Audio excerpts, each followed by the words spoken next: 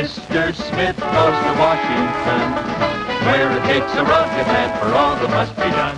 Mr. Smith goes to Washington, walking straight and proud and standing tall. Oh, he's just a country boy, but he gets a lot of joy, finding ways of fixing things that need a helping hand. His ways are kind of plain, but they're just as right as rain. Simple ways that honest people understand. Mr. Smith is the people's choice, answering with action when he hears the people's voice. When your cause is a righteous one, call on Mr. Smith in Washington.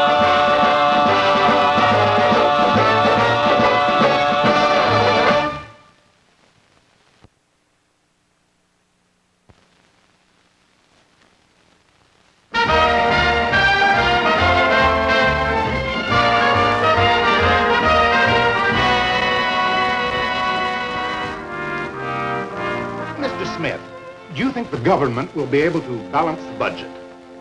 Well, Mr. Gordon, they haven't so far. Like they say back home, it's sort of like trying to put socks on a rooster. Ain't no need to send in my name. He knows it. The senator and me are old friends. Come on, Abigail.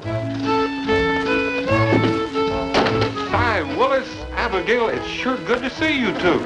Gene, boy, you look better than a rainstorm after a dry 6 months. Don't he, Ma? Handsomest senator in 48 states. Or is it 49 now? Well, this is a real nice surprise. Excuse me, Mr. Gordon. Mr. and Miss Willis are friends of mine from back home. And Mr. Gordon is with one of our largest newspapers. Newspapers, huh? I read them all the time. Abigail, have a seat. Say, that is a humdinger of a coat. What'd you do, Si? Strike oil? No, mink. Mink? I got a mink ranch now. A mink ranch? Well, the last time I was back home, you were interested in pigs. Still am, for eating. But for making money, there's nothing like mink. Well, for costing money, there's nothing like mink either.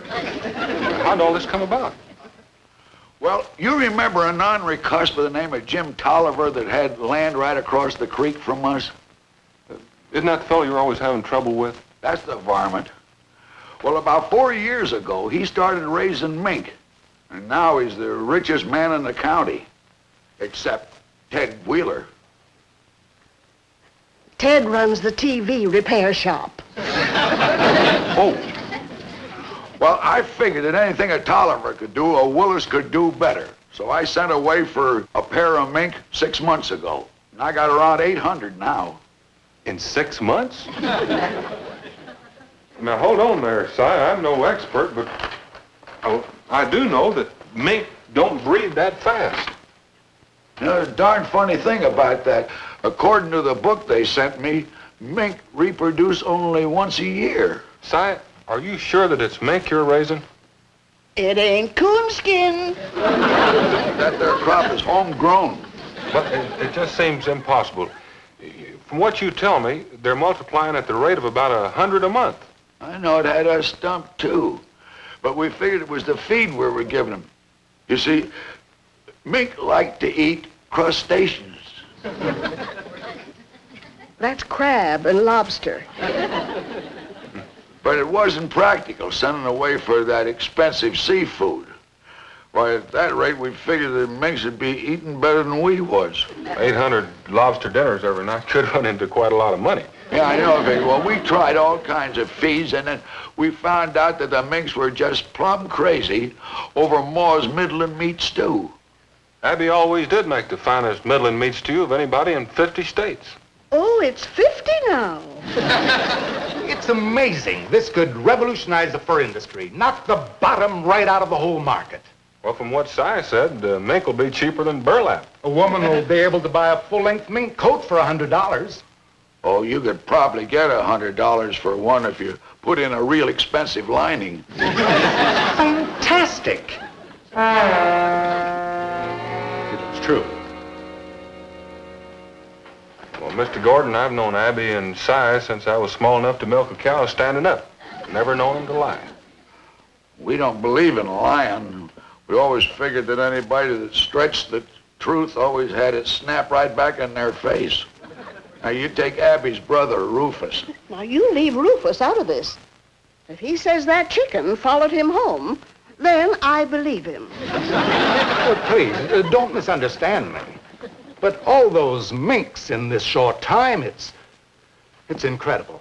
Well, I don't know about that. But I do know it's hard to believe. Not for me, it ain't. I've been turning out that Midland meat stew by the ton. Them mink eat like pigs. Well, you know, it's the small fur shops in the department stores that I'm worried about. They're going to wake up some morning and find their fur's worth 2 cents on the dollar. This could mean a loss to the industry of hundreds of millions of dollars. Well, Si doesn't have enough output yet to have any effect on the market. He could put a pretty good dent in it.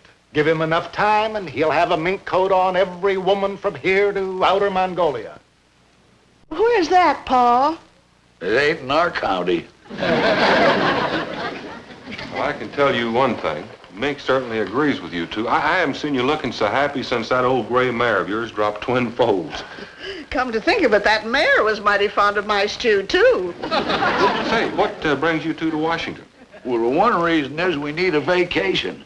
And the other reason is kind of a secret. We will tell you about that in a little bit. You know, we never met your missus. We'd kind of like to see her before we go home. Well, sure.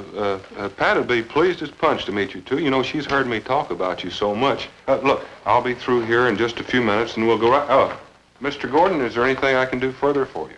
No thanks. You've done enough for me. I've got my story. Instant mink. Come